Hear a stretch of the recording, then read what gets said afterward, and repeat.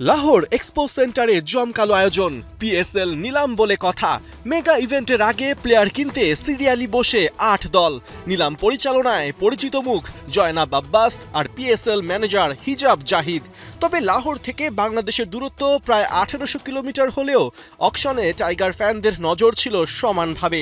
৫০ জন tiger cricketer যে নিলামে।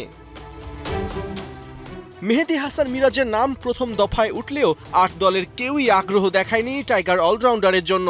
তবে রিশাদের নাম উঠতেই বাংলাদেশ ভক্তদের নার্ভ মোমেন্টের শুরু। বিগ ব্যাশ মাতানো রিশাদ পিএসএল এ দল পাবেন তো? জয়নাব আব্বাস প্রথমেই জানিয়ে দিলেন রিশাদের ভিত্তিমূল্য ১,১০,০০,০০০ পাকিস্তানি রুপি। গোল্ড ক্যাটাগরির রিশাদের ডাকটাও শুরু হবে এখান থেকেই।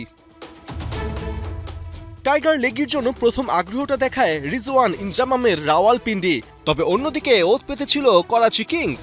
তারাও এক ডাকে রিশাদের দাম বাড়িয়ে দেয় আরও ৫ লাখ। এভাবে রাওয়ালপিন্ডি আর করাচির দ্বৈরথে ১,১০,০০,০০০ রুপির রিশাদের দাম বেড়ে দাঁড়ায় ১,৪০,০০,০০০ রুপি। করাচি কিংস বুঝতে পেরেছিল রিশাদকে এভাবে পাওয়া হবে কঠিন, তাই গোল্ডেন ব্যাট তুলে করাচি রিশাদের জন্য দাম হাঁকে ১,৭০,০০,০০০ রুপি। তবে রাওয়ালপিন্ডিও নাছোড় বান্দা। রিজওয়ান পাল্টা ডাকে জানিয়ে দেন রিশাদকে তার দরকার কতটা। এভাবে করাচির সাথে হাক পাল্টা হাকে রিশাদের দাম ৩ কোটি পাকিস্তানি রুপিতে নিয়ে যায় রাওয়ালপিন্ডি।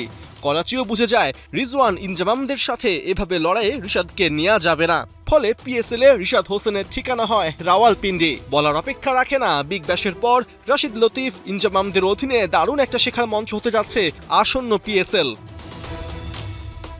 পার্থ বণিক, ৭১।